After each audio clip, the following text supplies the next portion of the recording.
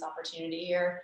And also thinking about national retailers who, literally can help us fulfill and deliver on this promise and drive value for their business as well. So thank you for joining the effect. Many people have great intentions, but it's really the realization of those intentions that'll allow us to help these people rebuild faster, stronger, and smarter than ever before. Thank you, Naysa. Can you please unshare and put your beautiful face on the screen? Sure. Awesome. Judges, any questions? Hey, this is JP. I got a couple of questions. I'll start with one. So really interesting stuff. How are you managing the logistics and the delivery and the back end of this? So now that people have donated the money and the partners have gone, how is this getting delivered out to the disaster areas, or what do you have planned? Yeah, so we don't want to be in the logistics business. There are people that are already owning that and doing that. And so one of our big differentiators as we think about economies of scale is, well, we come from a payments background, first of all. So we know how to have money flow through the system and the platform, but then it's partnering with people like Walmart and other retailers who already own these goods and services and already own the logistics and fulfillment side.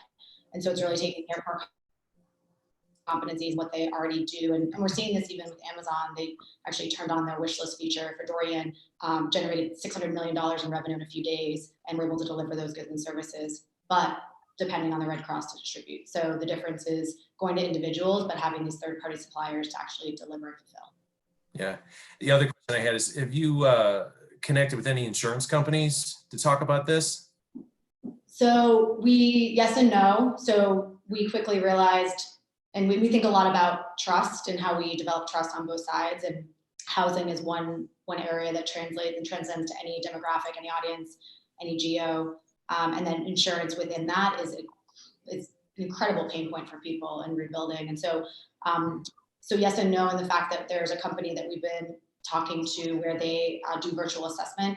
And so this idea that when this happens, you can literally through your phone take a photo of the property or what was the property, and then get connected to your insurance carrier, but are very open to talking with other companies as well, because it's such a pain point and an area where we feel like we don't need to build that, but can have the right partners to help address that solution, address that problem. Right. Naysa, quick question on the element of using like used goods, right? So like I want to give away my old coat. How would you assess a value to that, and then how do you impose a take rate on something that's being valued as used? Yeah, so right now, we don't want individuals in-kind donations. We want their money. And on the corporate side, we want their in-kind donations. There could be a world, and we're exploring and talking with Goodwill and other people, where it's about redistribution. So that coat still needs to go somewhere, but that is not what this first phase is about. It's about changing behavior and shifting attitude towards giving, where people want to understand impact and see their dollars go further. And on average, households are donating around $80 a year to disasters. And so power in numbers is quite a bit of money. And so it's getting them to rethink that, and then working with companies because there's scale, and then one day being able to address that, but that is not the goal in the long term, is really to get them to shift behavior. Awesome, really cool. Thank you. Just one quick clarification. Can you repeat what you mentioned about Amazon? Have you reached out to Amazon? What was the comment that you made about Amazon? I wake up and think about Amazon most mornings.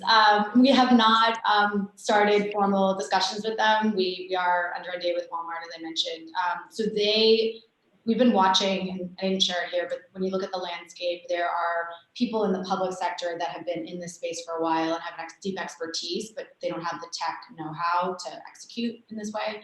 And then you have people on the private side, like Uber, with offering relief rides, and Airbnb open homes, and Facebook crisis response.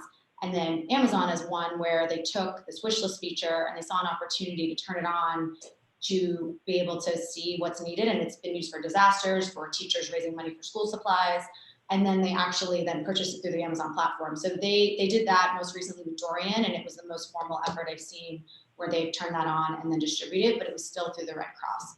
So they would absolutely be one of our North Star partners, and someone we think about quite a bit. Okay. 600 million. Good question. In revenue. Go ahead. I'm sorry, I was looking at your website and I see there are 3 get help that are currently up. So how do you decide who gets help? What's your criteria for that? And, you know, what are some avenues for people to know that they can give help? Yeah, so we just launched MVP at Dorian in September. So there have been, you know, dozens, if not hundreds of disasters since then. Right now, our leading indicators are Airbnb open homes and Facebook crisis response. When we look at communities that are activated and need help, that'll change over time, but just to have a starting point. And so what we do is we're building tech on the back end where we literally, it used to take us weeks and then days, and now it's hours where we can aggregate resources on the private and public side that are available to people. So MVP was about solving for demand and how to give people one place to go where they get an Uber to a shelter and can use U-Haul for storage and Verizon free tax and all these things that people's lives are available, all the way to mental health services. And so starting there, and then helping communities to surface more of those resources. And then our plan for the first half of next year is to build up the demand side, or the supply side, excuse me, so that we can start capturing money and then deliver on the actual needs where there's a gap. Awesome. Thank you so much, Naysa. And thank you, audience, for your patience, because we were notified that we weren't live until halfway through Naysa. So thank you. You can always go back. We're going to have it on demand. Naysa killed it. So we're going to go to our next founder, and then judges, if you can please put in your scores for categories as we go along. Hey, Alex, on the scores, could we just get edit access to the document? I have view access, just so you know. Yes, I will do that right now. Thank Yes. you. She's Thanks. obviously not the technical founder here. Awesome. Next up is Suan of My Fashion Crate. Please share your screen, Queen, and start your pitch.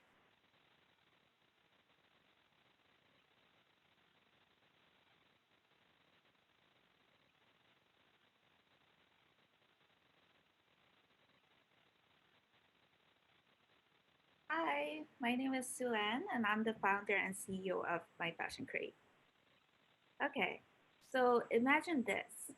You got home to find a package delivered in front of your door, and as soon as you open it, you're introduced to Diane. She's an emerging designer from New York City, and her designs are inspired by her upbringing in Colombia and brought to life by repurposing recycled bottles. Because Diane doesn't have a huge following or platform, it's nearly impossible to find her and her work. Until now, meet My Fashion Crate.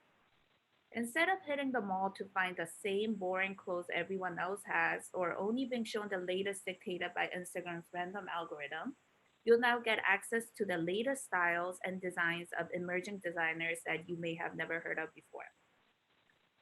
So here's how it works. You tell us about your size and preference, and every month you'll get a package filled with 1 or 2 items for just $49.95 a month. You keep everything you like at no extra cost and return back what you don't for a $20 triumph fee. So what's in for the designers who collaborate with us? In exchange for their products that cost their donation, they send the product to our fulfillment center, and the products are distributed to My Fashion Crate subscribers in our beautiful packaging every month.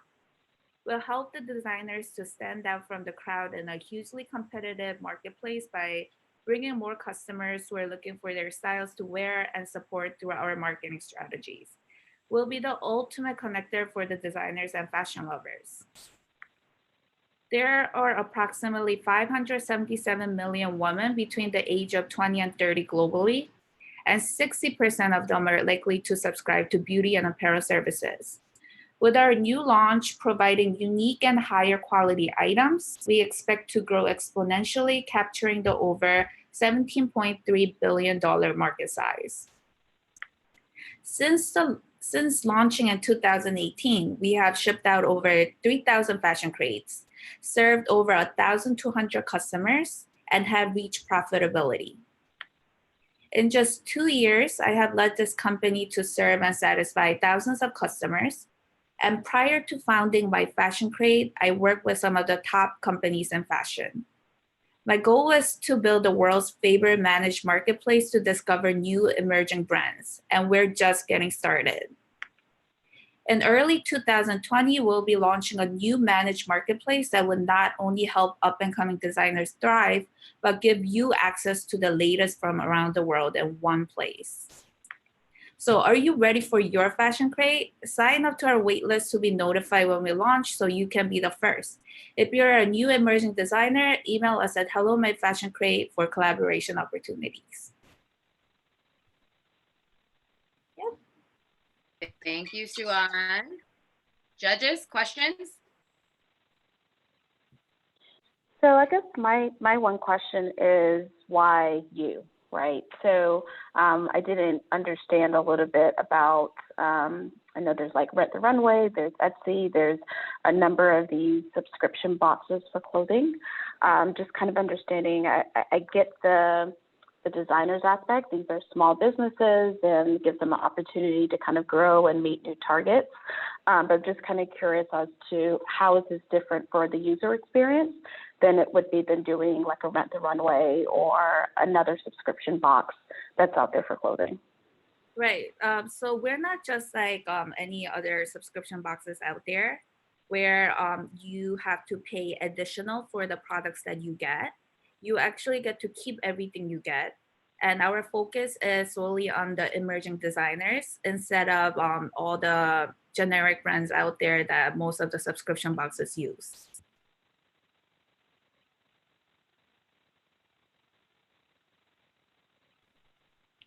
Right. And so in terms of returns and like logistics of facilitating, a mismatch or something like that, how do you guys handle that? Do you guys outsource it?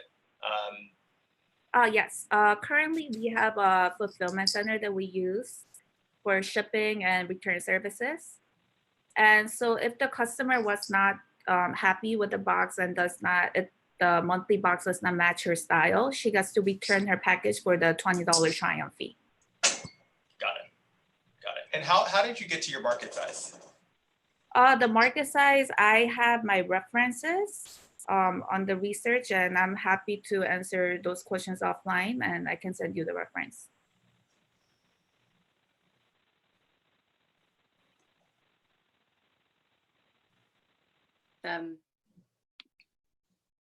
Any other questions for the judges? Okay, perfect. And I'm still working on the scorecard for you guys. And let's get started with Nasim from Storybolt. Please share your screen, Queen.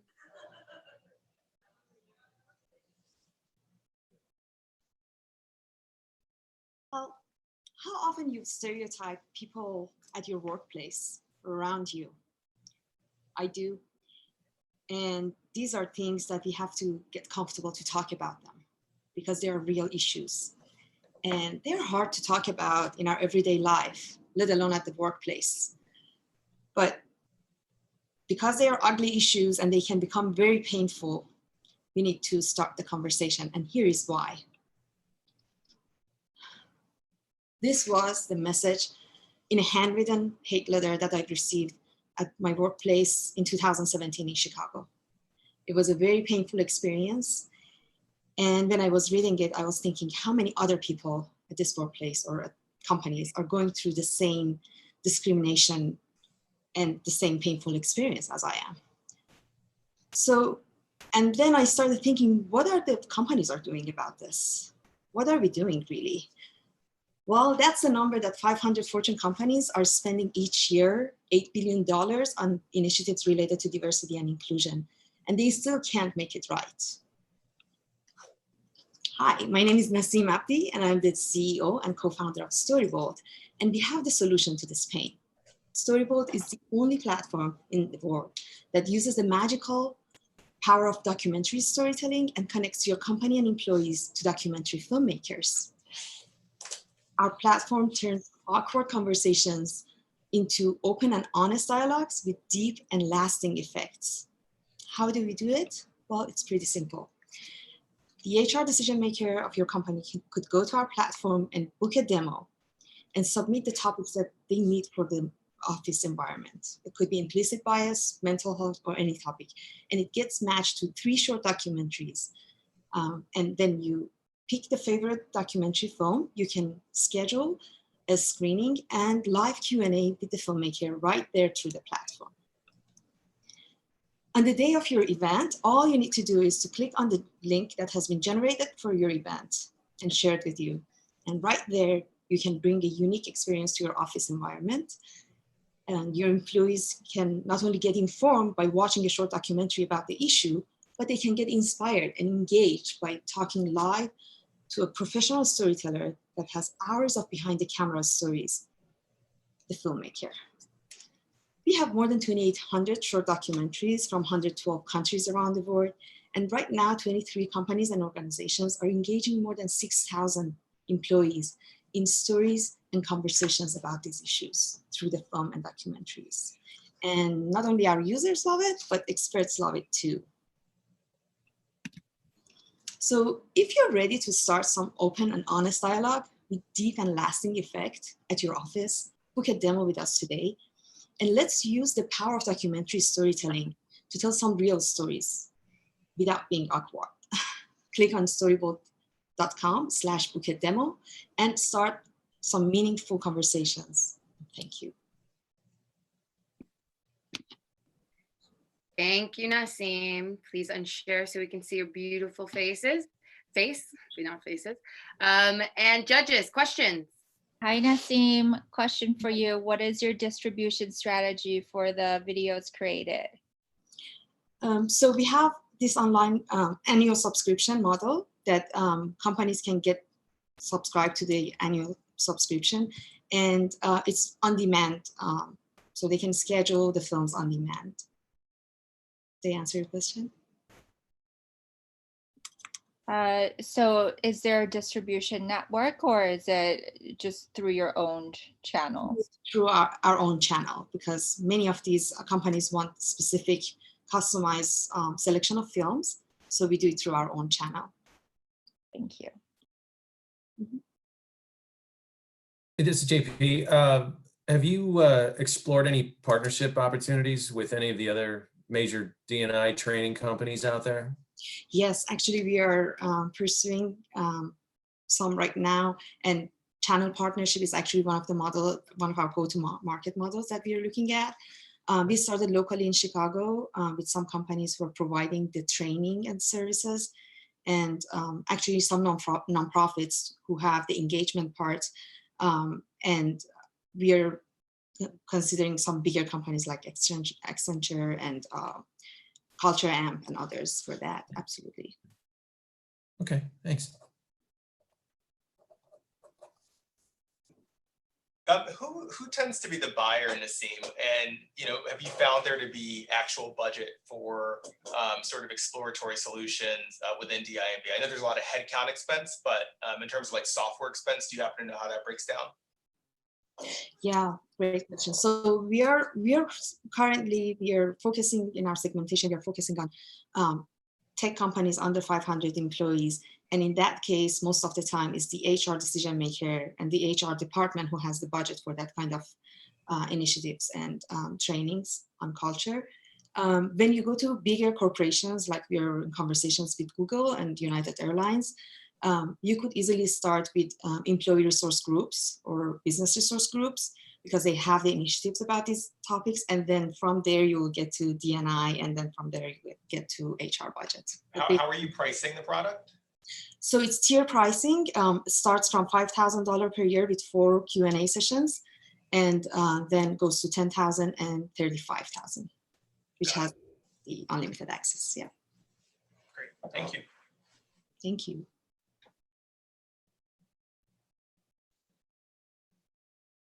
Any other questions from our judges? Awesome. Thank you so much, Nasim. Thank you. And next up is Alice from Gather Supper Club. Please share your screen, Queen.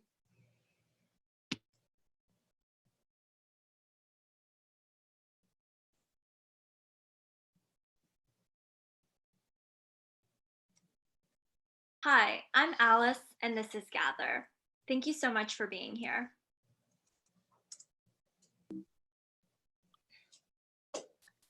It is a splendid desert, a domed and steepled solitude, where the stranger is lonely in the midst of a million of his race. This captures exactly how many of us feel. New York is a population of 8 million, and many of us feel more isolated than ever. I've been in New York City for the last 9 years and graduated from NYU with a degree in hospitality and hotel management. I've worked in partnerships and business development for various tech startups, which meant a ton of networking events. I thought to myself, how can I be meeting so many people and having so many conversations and still feel so disconnected? Then I looked around. These networking environments were really just set up for business transactions, not actually connecting with a person on a human level. In a city where getting ahead is always top of mind, there are very few places to just relax and be human. A recent Cigna survey showed that 46% of Americans always or sometimes feel alone. That's about half of the population. There are approximately 1.7 million women between the ages of 20 and 40 in New York City. That means about 850,000 women in New York feel some sense of isolation. Our mission at Gather is to bring more meaningful connections to urban women. So I basically set out to create the anti-networking event. Gather is a supper club for women to connect in a more meaningful way that inspires them in their life and spirit. This is how we're different. All of our dinners are set in tables of 6 or less to create an intimate environment that feels safe and open, allowing for everyone to speak and connect. We want everyone to be present, so we remove screens, phones, and laptops from the dining area. We want all of our members to have more meaningful conversations, so we have discussion questions that dive deeper than, what do you do?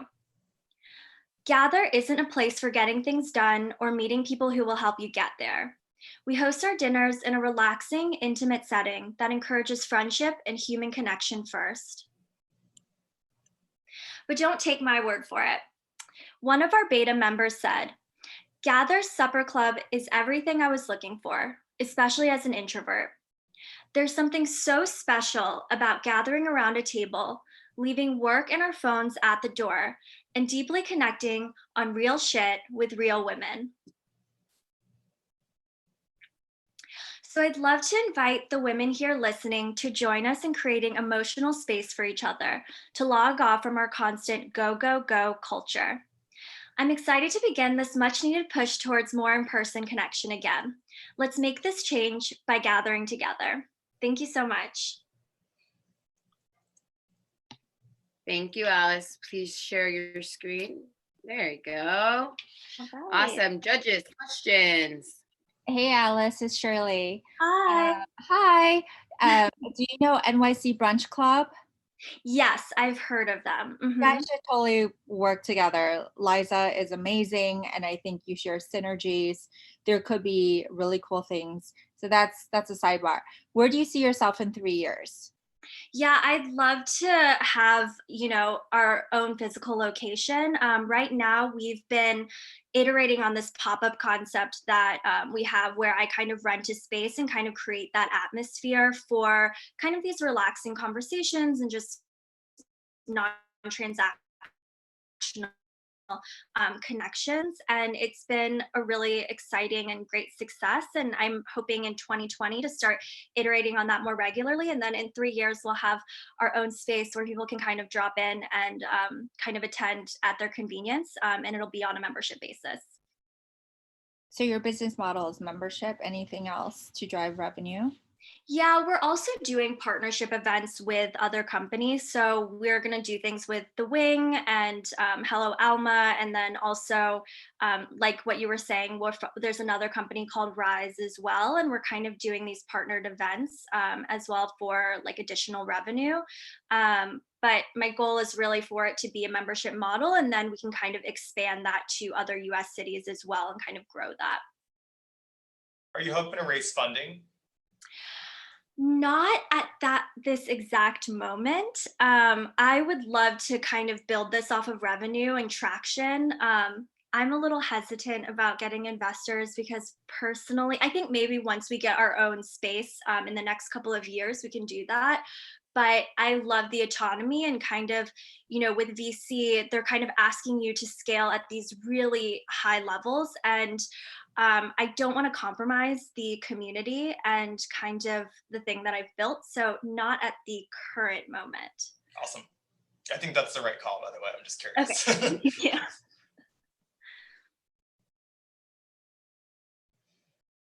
Yeah. Any other questions from judges?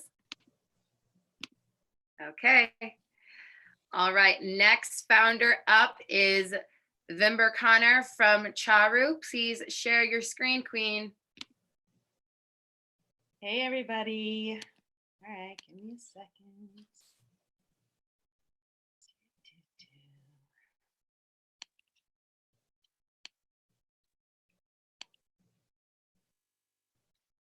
Okay.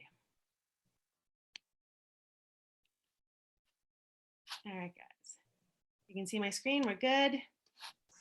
Yes, ma'am. All right, let's get into it. So hi, thanks for joining me today. I'm Vember, and in 2013, I moved to New York City to work in tech. I was committed to stay in tech until I turned 40, but I promised myself after 40, I'd start something exciting that I have a passion for. So what does any 40-year-old woman in this situation do? Well, of course, I embarked on my own Eat, Pray, Love journey, right? To find out what was missing and to find my purpose. I also had the really good fortune of meeting world-renowned Ayurvedic teacher, Dr. Naysa Marabali. I began an 8-month program, and on the journey, Ayurveda taught me we are all unique, we need balance, and everything we need is in nature. So I took stock to see where these principles aren't being applied and concluded the quickest, most impactful change was really incorporating Ayurvedic mindfulness into a skincare ritual. I mean, we all know the beauty industry is doing way more harm than good, right? We're told we're not good enough, and then they sell us products that are physically toxic inside our bodies to be beautiful on the outside. We forget our skin is our body's largest organ, and according to the EWG, women use about 12 products a day, with 168 potential toxic ingredients, of which 60 may enter our bloodstream. And there's really an appetite for change, both intentional and holistic. Even today, the wellness movement is still growing, and that includes finding cleaner, balanced products for beauty inside and out. So introducing Cāru, it's a skincare line that explicitly answers this need and is based in the Ayurvedic tradition of mindfulness. We currently offer 3 face serums that provide emotional and physical well-being, reducing stress, improving sleep, all while giving you glowing skin. So Goop is an aspirational clean beauty company led by a celebrity, and Headspace is a pure mindfulness play. Cāru's focus in the market is right in the middle. The business of clean beauty has been growing rapidly, and over the past few years is expected to reach a value of $22 billion by 2024. And this is part of the broader global wellness movement valued at $595 billion. We're already hearing some pretty great things in the market. Even the resident shaman at Goop is obsessed, and she's called our Pitta Blend Straight Magic. We know we're well positioned. Along with the guidance from Dr. Naysa, we bring 20 years of D2C and retail beauty, as well as B2B sales experience to our team. We've launched last month, and we're building organic revenue. We've secured 3 small retail contracts, and subscriptions are coming for the holiday season. And we'll continue to focus on expanding retail distribution into the back half of 2020. Cāru has traction, but requires funding to scale. We're in our pre-seed round, and we're now accepting investors for the opportunity to bring mindfulness to the skincare industry, focusing on high volume production with integrity and rapid revenue generation to prepare Cāru for the commercial market. Thanks so much, and let's connect. Thank you, Vember. Thanks, Judges, everyone. questions? Hey, it's JP. Where are you getting all this manufactured, or where are you planning on getting the manufacturing done? Yes, excellent question. I'm in conversation with about 3 manufacturers that are probably a good product fit, that aren't interested in owning my IP, and that can actually handle Leaping Bunny certification, organic, nut-free, vegan, sort of tapping into all of the things that people are looking for. So one is well, let's see, I have one in Texas, one in New Jersey, and one in California. So we're all in discussions. Okay, great. Yeah, that's what I can ask you. You get some pretty high standards, which are complicated to find in the marketplace. Absolutely. So, great, Yeah. thanks. Thank you. Where do you think, by the way, it's really interesting. Where do you think 450K in funding takes you? What would the milestones be you'd look to hit? Absolutely. So, I mean, obviously, it's manufacturing is huge for us.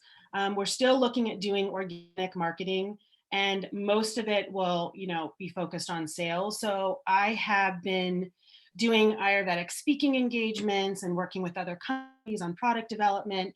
And my plan really is similar to my time in tech in enterprise sales, is, face in the place and to get out there and start to do events and pop-ups to really spread the word of Ayurveda.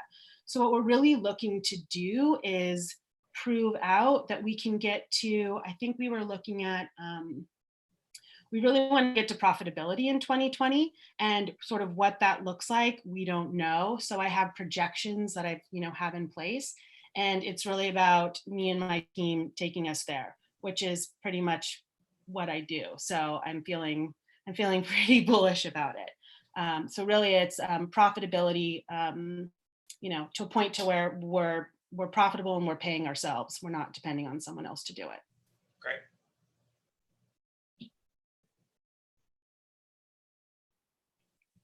Any other questions from the judges?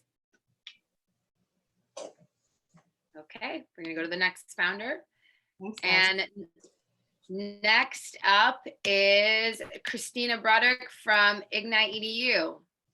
Please share your screen, Queen.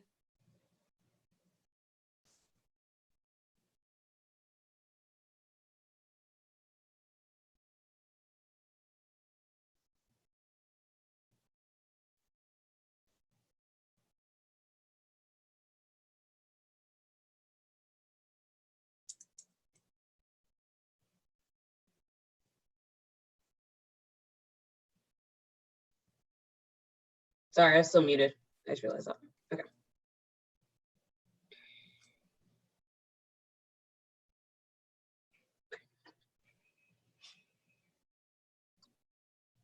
It was 2 p.m. and I was picking Michelle up from the bathroom floor for the 3rd time this month because of her anxiety attacks. A few months earlier, it was Jason, who ran away from me mid-conversation to find a nearest trash can to throw up because of all the stress that he was facing. Just a week before that, it was Doug, who was sitting in my office telling me that he was uncontrollably crying in class and couldn't stop no matter how hard he tried. As a licensed social worker and certified school social worker who's worked in education for almost a decade, I have witnessed what you would never want your own kids to go through. We continue to tell our students that high state testing, high academic achievement, and college acceptance is the only way to receive success, and failing to uncover the many other layers of student development. At IgnitEDU, we transform high school and early college students from statistics to success stories with our proprietary 3C approach: content, connection, and creation, on the pillars of student mental health, academic success, and financial literacy. We believe the current education model doesn't work because they like to isolate the problem rather than connect the pieces. We work directly with schools and with students to provide resources, seminars, and trainings in our piloted ambassador program directly to the schools. We're different than our competitors because instead of just providing the content, we work with them to provide personalized, individualized plans for longer sustainable use. There's an increasing amount of college presidents that state that mental health is now the #1 challenge that they face. So we're right on track with our impact, which is reduced mental health crises, increased graduation rates, lower counselor turnovers, and higher test scores. More importantly for students, we're getting higher GPAs, lower absences, higher financial, greater financial decisions, and greater retention rates. When surveyed, 65.2% of college students say that mental health support helped them stay in school, and 66.8% of students say mental health support helped them increase their academic performance. Currently, we've partnered with 3 organizations to provide our supports directly to students. We're in talks to distribute our workbooks to over 500 students. We have 5 pending partnerships and 1 pending school district to pilot our program. When looking at our market, currently we have a $14.38 million opportunity in the New York City, New Jersey, and Philadelphia area, which is a $176.5 million opportunity nationwide. And we're entering into the global smart education and learning market, valued at $994 billion by 2024, with education services being the most lucrative segment. We're experts in our fields and educators with over 20 plus years of experience covering the entire educational journey. While most education companies are not founded by people who have worked in education, we have worked with hundreds upon hundreds of students, intimately guiding, advising, and making sure that they are meeting their goals. Our students are currently suffering and will continue to suffer without intentional action. My guiding philosophy comes from the African proverb, Ubuntu. I am because you are. My humanity is tied to yours. We each play a powerful role in impacting the future of our youth, and we want you to join us in making a bigger impact. We're looking for partnerships and relationships that share our value and passion. Everyone is a teacher, an educator, administrator, just someone who's very passionate about education. Now is the time to make a difference so that we all can contribute to long-lasting change. Connect with me today at hello@igniteedu.net. Thank you, Christina. Questions from the judges?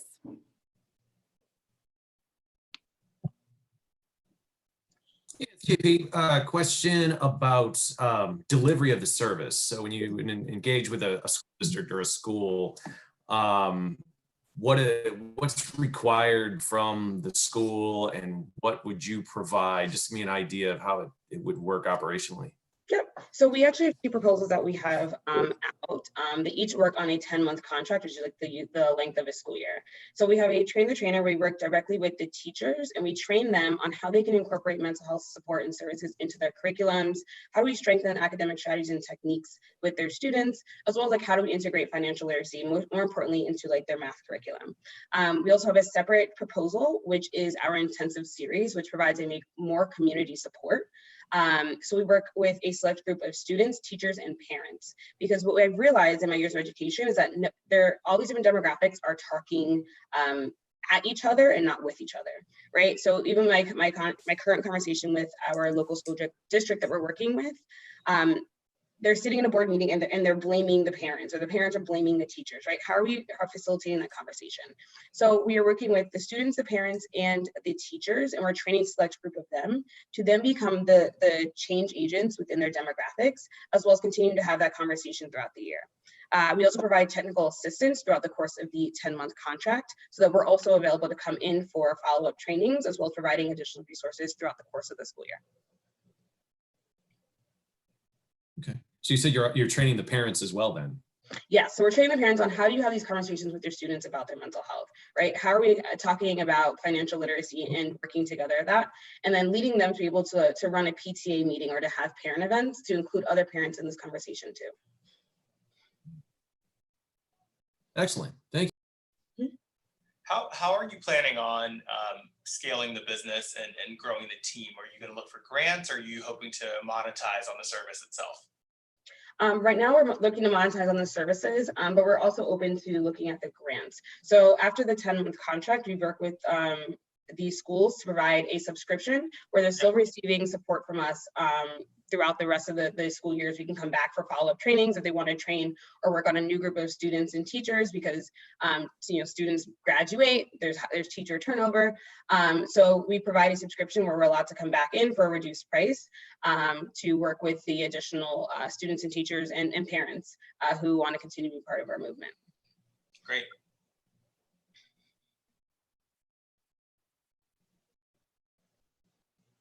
Any other questions from the judges? Okay, great work, Christina. Now, next founder is Cassandra Lam of the Cosmos. Please share your screen, Queen.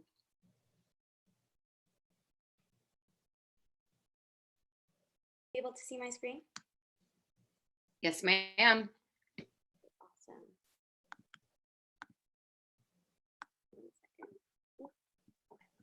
Hi, my name is Cassandra and I'm CEO of the Cosmos. When I met my co-founder Karen in November 2017, I was in the worst health of my adult life. As a consultant living out of a suitcase, I experienced firsthand the human cost of productivity. When 1 a.m. work nights became the norm, I turned to coffee. And when the coffee stopped working, I reached for caffeine pills. Then came the body aches, the physical manifestation of my stress and anxiety levels. At first, the suffering felt like a rite of passage for the industry I worked in. But as my physical, mental, and emotional health continued to plummet, I wondered, why am I working so hard to survive my job? It turns out a lot of us are asking the same question.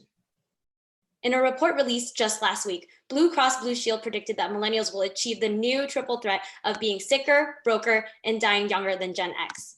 These accelerated declines will result in higher healthcare costs and higher unemployment. Anxiety, stress, and burnout affect us all, but the brunt of this vicious cycle will be concentrated on populations already struggling economically and whose needs are historically unmet in mainstream wellness. People of color deserve better. In a one-size-fits-all wellness industry, people of color are misunderstood in 3 key ways. In attitude, when the cultural lens through which we experience health and wellness is obscured. In access, when we are stigmatized by the biases within institutions that don't believe us.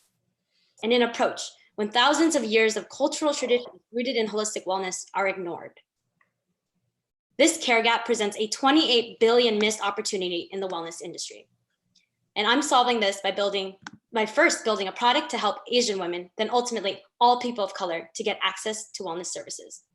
Our Wellness Confidence membership makes taking care of yourself easy and accessible by combining self-care practices and community care interactions in one digital experience.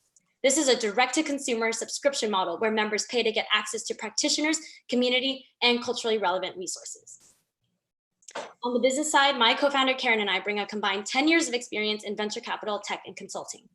And on the wellness side, we bring a combined 8 years of experience navigating the mental health care system and wellness industry. And together as co-founders, we've already produced 3 sold-out wellness retreats for Asian women, over 100 workshops across 10 US cities, and most recently the Cosmos Summit, which was the first large-scale experiential conference for 300 Asian women. We also have an online community with over 2,000 members, which empowers us to collect data on the health and wellness concerns of millennial and Gen Z Asian women. Reputable brands like Lyft, Bumble Biz, The Wing, and Warner Brothers have partnered with us to reach an engaged Asian audience. On December 1st, we are launching our Wellness Confidence membership. Every Asian woman who's ever felt alone navigating wellness needs to know about it, and I need your help to spread the word. Together, we can ensure everyone has a chance to flourish and thrive. You can sign up on our website using the link on the screen to be the first to hear when it launches. Thank you. Thank you, Cassandra. Okay, judges, questions? Yes, JP, I'm gonna steal Brandon's question. He's been asking about revenue models. I'm gonna ask about this one this time around. So what's the membership look like, and is this focused primarily for the United States then, or are you expanding it to other countries? So we currently have an online community that's already in existence. And so this wellness membership is going to be an upsell on top of that. So we're actually monetizing the community in 2 ways. We have the regular community right now where women are joining for jobs, to make friends, to just have a safe space to talk about anything. So that is going to be a $4.99 a month membership fee, with opportunities to obviously pay less if you do the whole annual. And on top of that, we're offering the Wellness Confidence membership, which is going to be hosted on a separate platform where they're able to get the specified access and concentration on wellness as well as the practitioners. So together, if they want to do both of them, that's $14.99 a month with a minimum 6-month commitment. So that's our business model in terms of the membership. We also have ample opportunities for a significant upsell. We have proven that our events really are attractive to the community. And that's something they consistently ask us for. So as we scale on the membership, we have a lot of opportunity to be able to continue to partner with brands who are trying to bring health and wellness products to a community that they have traditionally struggled to access. And that community trusts us. And on top of that, folks in our community consistently ask us, when are you bringing back those wellness retreats? And with this new membership model, that is something that we would be able to actually support through the revenue. Okay, so you are bringing on brands for sponsorships or advertising on the platform then at some point? Not on the platform. The platform is what's really key for us is having trust with the community. And the moment we bring a brand into the platform, it no longer becomes a one-on-one conversation with the community. It becomes influenced by the brand. What we do have opportunities to do is partner with brands in person, in real life experiences, whether it's a conference, a retreat, or another event that we're hosting. But online, it's a direct to consumer. The membership is really just about them connecting with each other and Asian wellness practitioners. Cassandra, is the plan to expand this to other, is it planned to expand this to other demographics within the US, like this year, next year? And what's sort of the initial feedback you've gotten from some of the last retreats? Yeah. So I'll answer the first question. We're focusing first on the Asian community because something we're realizing is every single community of color has very unique ways of understanding health and wellness and ways in which they want to work on that journey. Test out this framework and win our community first. And from there, we see a future where we can begin to pitch investors and get venture capital to scale the tech all the way to bring on folks who are experts in Black, Brown, and Indigenous communities. And so that is our long-term plan for being able to access other communities of color and be able to serve more. And also to answer JP's question, we're not geographically restricted because this is a digital membership. We actually have members in the community who are already living in Australia, Europe, Canada, and parts of South America. So we are already global. However, most folks are in North America. And sorry, what was the second part of your question? Yeah, I think you answered both. I was asking about the expansion plan. Okay, cool.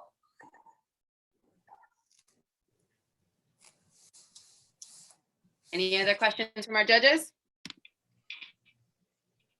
All right. Last but certainly not least is Candace Smith from Tango, formerly the Kink Kit.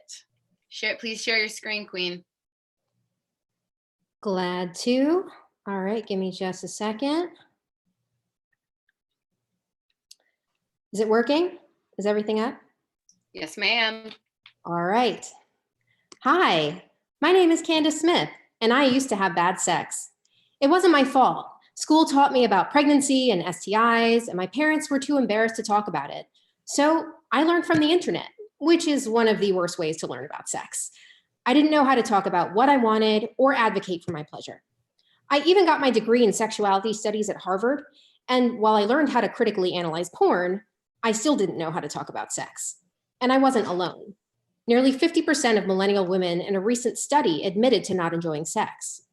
And did you know that sexless marriage is actually the top relationship complaint search term on Google?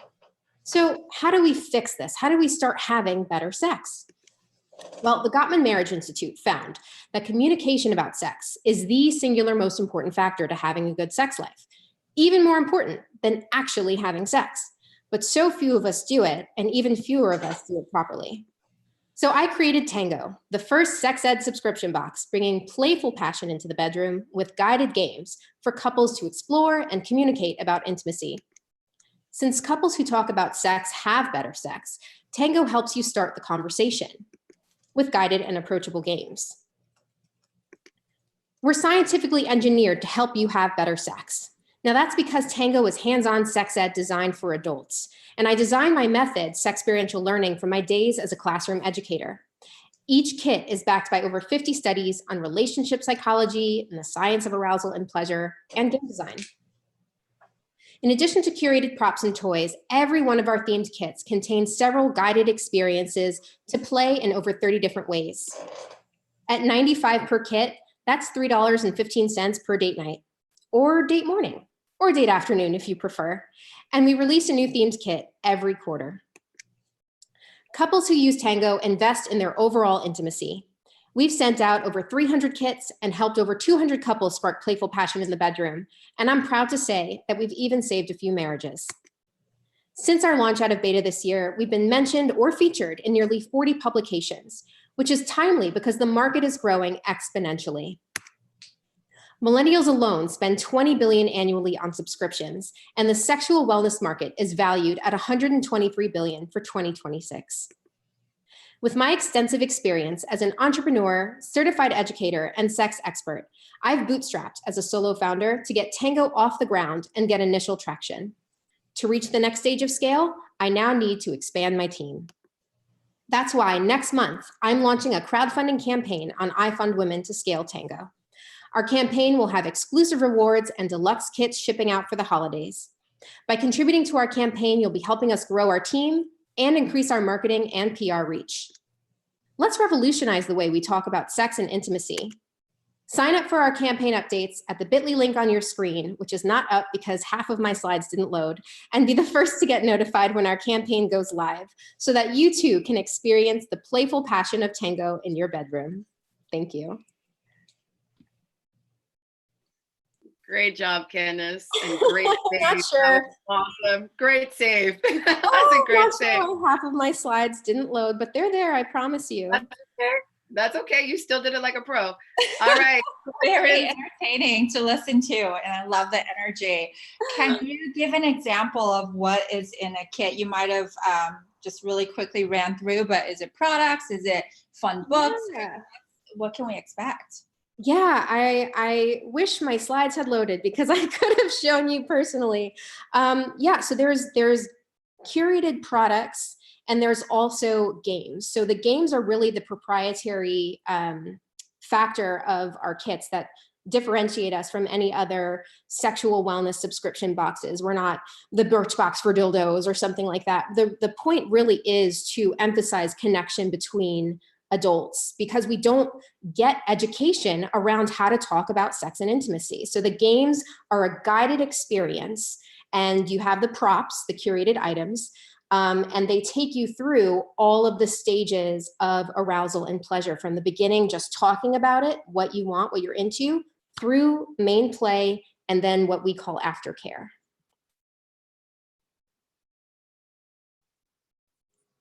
Does that help to answer your question? Yeah, definitely. What are some of the feedback? Like, what do you think in terms of why do people love your boxes? Yeah, so we've actually, I got feedback from dozens of couples that have used our products. They say that they've experienced the deepest intimacy of their life. They were able to finally open up the conversations around sexuality and intimacy that they never felt comfortable to open before. The thing about the games is they give you guided experiences or guided things to say that help you kind of open up the conversation if you haven't ever spoken about sex before. And so we've had people reach out to us and say, I didn't realize I was dissociating so much during sex. I had a hysterectomy and my libido was completely gone. And this kind of helped us get the tease and flirtation back in our relationship and sparked intimacy again for us. So the games themselves are all different. There's like massages, types of massages. There's actual games. There's like, spin and spin a little dice, spin a spinner and roll the dice. And you can actually play a competitive game with each other and start talking about what your needs, wants, and limits are. So there's a bunch of different ways to play, and there's several different games in every kit that can be played in over 30 different ways. Very cool. Thank you for sharing. Yeah. Hi, this is Denise. Great job. I have a million questions for you, but I'll probably just ask a couple. Sure. So there was a slide that you had that referenced millennials spend X amount on subscription boxes, and then you also mentioned that there's this large amount of there was two. There was like subscription boxes millennials, and then the amount of money that's being spent on the industry. Are your target market millennials, or are they older women? Are they couples? Can you tell me a little bit about who you're actually marketing this to?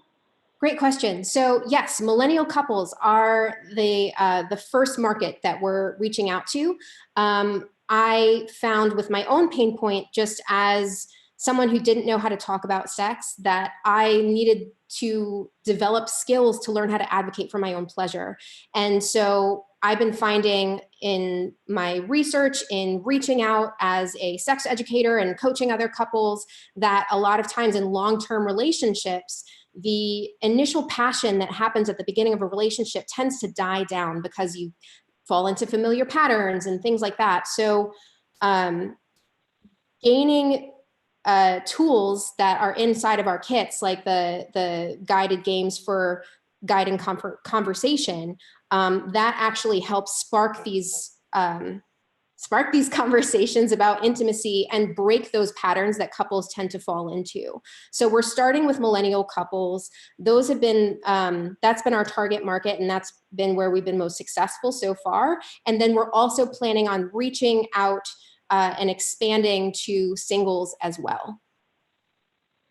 Yeah, and I guess I just am curious, are there not other boxes or kits and tools that couples tend to use? Like I've seen these games before with dice and things like that. It still kind of takes someone to actually want to go and fix a problem and actually want to go and order something. So I'm just curious on how they would determine whether or not to just go into their local sex store and get something, or to order a box from you. Can you walk me through that just a little bit about how you're actually getting them to actually make the purchase and what's different about yours than some of the other kits that might be out there?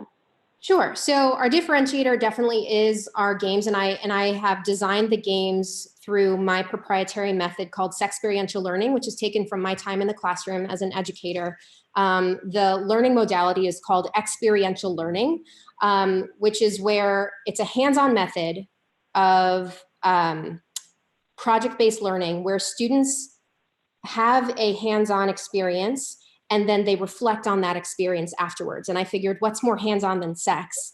Let me see if I can distill some of these learnings into actual games where couples can interact with each other, talk about what they want, and have a good time and laugh. And there really aren't any other sex ed subscription boxes out there that are encouraging these types of conversations and this type of intimate connection in the way that my kits do. In terms of going into a sex shop and buying a toy versus going online and getting a tango kit, there's a massive difference there. If you're not necessarily comfortable about communicating about sex, it's going to be very hard for you to even walk in doors of a sex shop, whereas searching online is much more discreet. It's easy to use, it's user-friendly, and we actually have a customer journey. When you arrive on the front page, you can scroll down and it says choose your own bed venture. So couples can actually identify using our little quiz to see what type of experience they want to have. Do they want to have something gentler and something where you're just connecting more deeply with your partner? Or do you want to amp up the spice a little bit? Maybe you're already enjoying your sex life, but you want to just take it a little further and not fall into the same type of pattern of doing the same thing over and over again. And then we have different kits according to what experience you want to have. Okay, thank you. Yeah.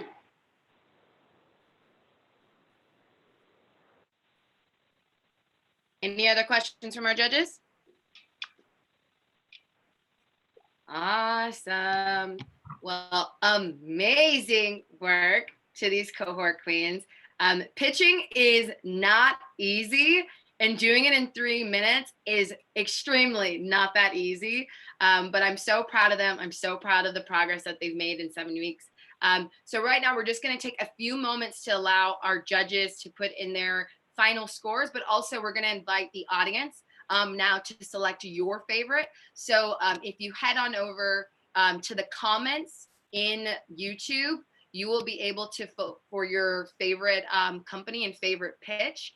And then we'll be back in just a few moments to announce not only the winner from the judges' perspective, but also the winner that you chose. And in the meantime, we're just gonna put an episode from one of our favorite mentors in the network, Rachel Rennock of Wethos.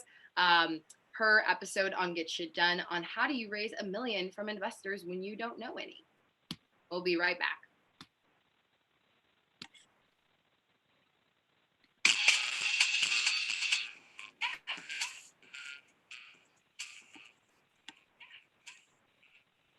Hey Queen, it's Alex Butler, and you're watching Get Shit Done, a YouTube series moving female entrepreneurs from inspiration to activation by showing you how to grow your company in a meaningful way by learning from other badass babes who've already done it. Have you had that moment where you're reading about all these companies that are fundraising, started by women, and they're receiving $1 million, $5 million, $10 million, $100 million, and you're thinking, WTF, where did they do that at? See, the little secret about fundraising is that it's not less about what you know and a lot more about who you know. And as you know, only 2% of female founders receive venture capital. You're going to learn how to raise money for your company. If you don't have access to the guys in your network, stay tuned because my guest today is going to get your life. Rachel Rennock is a former advertising creative who quit her job at 25 to launch Windows, the first freelance marketplace connecting highly skilled professionals for meaningful work. Since the launch in 2016, she has been featured in Forbes and TechCrunch for raising $1.1 million in VC funding. Landed on the cover of the New York Times for breaking the science on sexual harassment and leading a political human rules summit. Rachel discussed sexism and sexual harassment to a nationwide audience and has spoken to some members of Congress to address a workplace culture that doesn't respect women. As a member of the LGBTQ community in a politically charged world, she believes that now, more than ever, people must speak up for what is right and has made it her mission to empower organizations committed to pushing us toward a more equitable world. So I want to first give people a little background on what Wecos is and why you started the company. Sure, yeah. So Wecos is a platform built to connect people who need for work. So we help freelancers find jobs based on what they can hear about their skill sets, mainly within the nonprofit space, social conscious businesses, and progressive political campaigns, as well as on the nonprofit side, you know,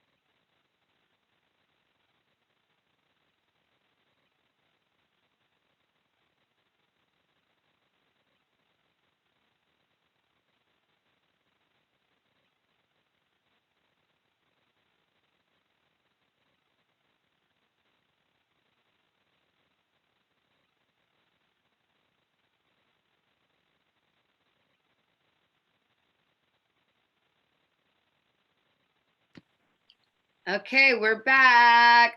Sorry, I had to mute myself. So you didn't hear a lot of what Rachel was saying, but thank you guys so much. All of these women did amazing. Thank you, audience, for putting in your vote for your favorite pitch today. Thank you, judges, for your time. I know you all are super busy. And thank you to our founders for all the amazing work, not only you did today, but in the last 7 weeks. I can't believe it's been 7 weeks. And then what you will continue to do moving forward. So want to announce, it was literally by like little few points. There was pretty much a tie against 3, but the judges vote for their favorite company is Vember from Cāru. So congrats, Vember. And then the People's Choice Award goes to Nasim from Storybowl. So congrats to all of you. It was very close across the board for all of these pitches. All of you have done amazing work. And then for the audience, as we mentioned earlier, well, some of you weren't able to see it because technical glitches. However, what I mentioned earlier is that the accelerator, the premise for us is about traction. Traction is power. That is how these founders are able to have the power to choose how they scale their companies on their own terms. There is not enough money in the world from investors that can help you if you don't have the right strategy. One of my favorite sayings is if you give someone a check, they're going to need another check. But if you give them a strategy, they can pull themselves out of it. And that is what we do at Get Shit Done. We want to give them access to the right resources and the right connections to people like you. So for any of these founders, we highly encourage you to really look at their ask, figure out how you can get involved. If you loved what they're doing, reach out to them. We will be sending information in an email with all of their pitches, their contact info, way to sign up for their services. Many of them are looking for partners. People like Christina are looking for teachers. All of you know teachers.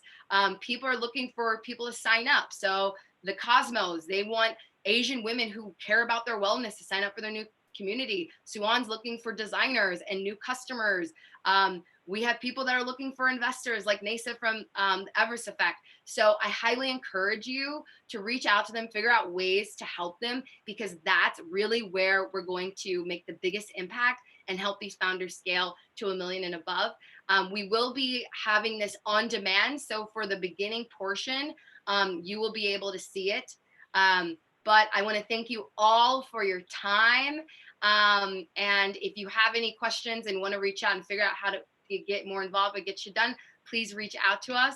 But in the meantime, have an amazing Friday, and I hope you continue to get shit done. Thank you, guys.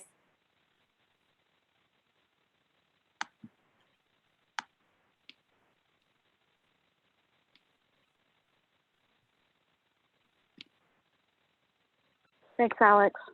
Thank you.